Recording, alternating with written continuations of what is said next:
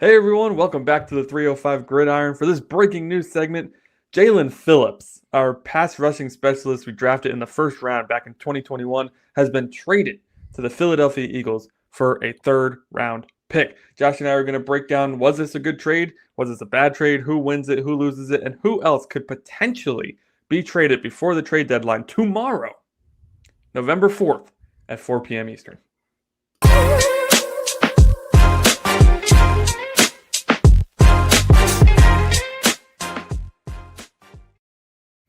All right, here we are, breaking news.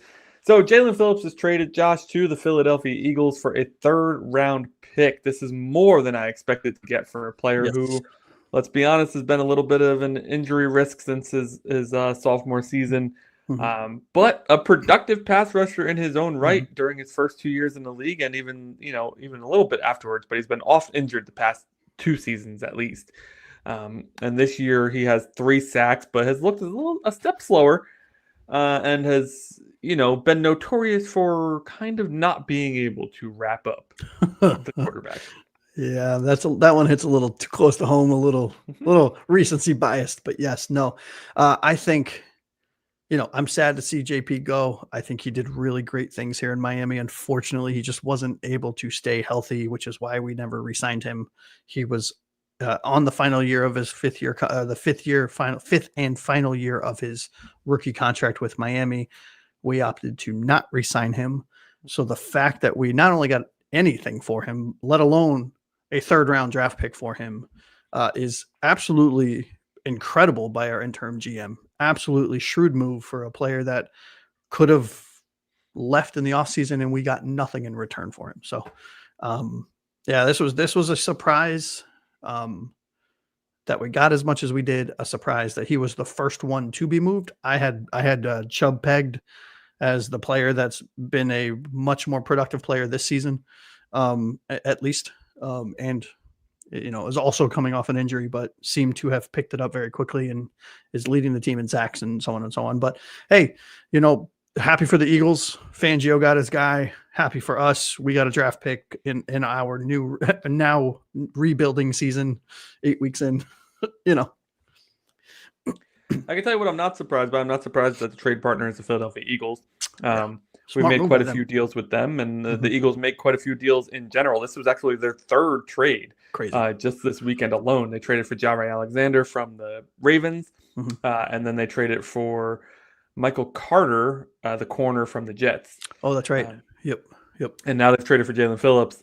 So, Howie Roseman is a GM that I absolutely love and adore. I love the way he does things. I think that a lot of the GMs in the league are just too hard-nosed and they want what they want. And if you won't budge, they're not going to make the deal. And Howie's the kind of the opposite. Like, he gave up a third-round pick for a guy with a ton of potential, but is often injured. And the reality is that if Phillips can give them 6 sacks in the remainder of the year, that was worth it to them because that's potentially going to push them towards another Super Bowl run. Very much so. This is largely a win-win trade to me.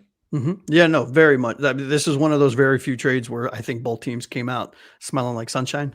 And happy to see Phillips go to a team where he is going to make inevitably a deep playoff run. I don't know if they'll make it to the Super Bowl, but they sure have all the talent in the world to do so. And wish him nothing but the best. I mean, this is one of those trades where I have no ill will against Jaelan Phillips. We knew what he was coming into the league out of college. He was an injury-prone player that had the physiques of a god that was made in a lab. And if he could figure out how to stay healthy, he could be one of the top, edge rushers in the league. And unfortunately wasn't. However, you mentioned on our live show just a little bit ago, go check it out if you haven't seen it, that JP had his most productive season with Fangio. So this also works out really well too. So yeah, he had 6.5 sacks in just 8 games with Vic Fangio before I believe he tore his Achilles that season. Yes, it was. It snapped his Achilles. Yep. Okay. So, really and I don't want to call Phillips injury prone because I don't think he is. He's had terrible luck with injuries. I mean, an Achilles, an ACL, like things that, I don't know how much you can do to prevent those things, right? Like Oh, fair. they're Yeah. they're kind of freak accidents that Mhm. happen more often than not when you're not even touched, which is the crazy part. Yeah. Yeah. So I think if Phillips can stay healthy, and good for him for getting out of here, getting out Yeah. of the swamp. I think this is a culture that's just not great. Not And yet. Not anymore. he has a chance to go. Mhm. Yeah, Philly's no Miami. I don't think it's just not even to compare cities, but they're just very different cities, Very much so. right? Um, And we're and two so northeast guys, so we can say that. right, and like Philly's got its perks, but it's Mhm. not the perks of Yeah. Miami. There's The not as many cheesesteak. distractions, right? Right. Yeah. And I just think this could be a good move for Phillips to get traded to a Super Bowl contender when you're on a 2-7 team Yeah. must be an incredibly good feeling. Yeah, what a breath of fresh air. Like imagine going to like, oh, we traded you to the Browns. You're like, oh God, and one shit show to another. But Yeah. but no, I mean this again, to your point, I think he's no longer, I don't think I'll be curious to see what they end up doing with him. But I think he is their rotational kind of first Yeah. because Philly and Fangio's defense, we're familiar with it as Dolphins fans, is go in, give me 1,000% of your ability. We're going to swap in a whole nother round of players. We're going to just keep doing that so everyone has fresh legs. And Jaelan Phillips is like built for that role. Go in, give me two series at 1,000%, rush your ass off. Your sole job is to get to the quarterback. I don't want you to focus on anything else. And that's what JP's good at, right? And I don't know. I think a player like him, and we've said this about unfortunately quite a lot of Dolphins that are in the rumors, which we'll get to in a moment. A change of scenery is going to do wonders for him. Yeah, one of my good friends is an Eagles fan, and before this trade even happened, he messaged me the rumors and was like, "I would love this move." Yeah. Um, and I think I said to him, I was like, "Yeah, Phillips is great in a rotational Mhm. role, but I am kind of itching for Miami to get rid of him because they still think he's an everyday player, like an That's every down crazy. player." Yeah. So, and he agreed. So good to see that. So before we jump into who else could potentially be traded, why don't you give me what's your grade on this? What grade do you give to the Eagles, and what grade do you give to the Dolphins? Yeah. So I gave the Eagles a C plus. I think this was middle of the pack for them. I think it was a good move. I don't think it was a great move. For Miami, I give us an A minus, which I know is crazy. Hey, why? How can you give a team an A minus for trading away one of their starting edge rushers for a team that is already devoid of talent? It's because I thought we would be lucky to get a 6th round pick for somebody that was definitely going. We were not going to resign. That's coming off a massive injury that has a clear injury history, not injury prone in your words, but injury history. Mm-hmm. The fact that we got a 3rd round pick for it is the best possible scenario you could imagine.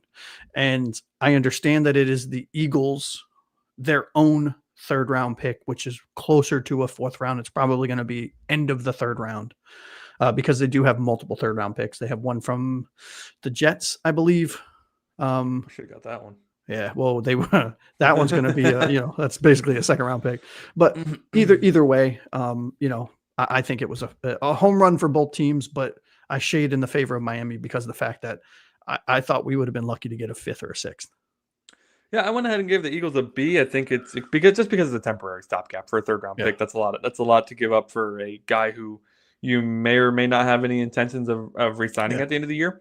If they get to the Super Bowl and win it because of this signing, it's an A plus. Like who cares? Home run, right? Like who cares at this point? I gave Miami an A for the very same reason to get a 3rd, even if it is a late 3rd, for a player who had no intentions of re-signing. I think that's a solid. Yeah, and what have we been saying on our show on a regular basis? This team is in rebuild mode. We're tearing this thing down to the studs. We're identifying our foundational players. He is unfortunately no longer one of them. And we need to make this team as attractive as humanly possible for the next regime. And that it means as many draft picks as you can get for players that you know are not foundational for the next phase of this or the next regime, and get your books from a cap space in order. This gets us one of those. Absolutely. Jorge wishes him the best. Welcome back, Jorge. Hey, there he is. Carlos, welcome back as well. You guys are both just with us on the live show. Yep. How you doing, buddy? So last thing we're going to talk about here is who else could potentially be traded. We're hearing Bradley Chubb traded, potentially being traded to the Cowboys, who are playing right now, actually, against the Arizona Cardinals. Yep. On Monday Night Football. We're hearing Minka might be moved. Rasul Douglas's name has popped up a couple times. So who else do you see potentially being traded here? Yeah, what I'm hearing from the folks that I talk with that are a lot closer to this shit than we are, is Minka potentially going to Dallas, Bradley potentially going to the 49ers. They just lost their their rookie defensive edge. They have been infatuated. They were into the 23rd hour on the Jaelan Phillips trade. They were offering a fourth from what I'm hearing. Eagles brought it up from a fourth to a third to lock it in. So my assumption is they're going to then switch their focus to other defensive ends. We so happen to have a better one available. I would be curious to see what they give up. If we can get another third rounder for Bradley Chubb, like to your point, this interim GM maybe is not interim. I mean, that's a fucking I don't think he wants the job though. No, he doesn't. No. Yeah, that would be incredible.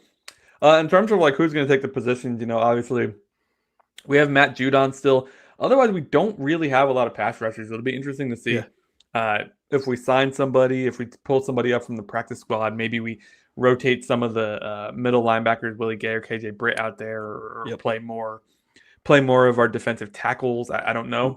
I'm pretty curious to see what kind of team we're going to have out there, depending on how many people we trade away. So we're going to go hit up the local high school. And also I think Waddle is there have been very loose rumors that Waddle is potentially a trade candidate.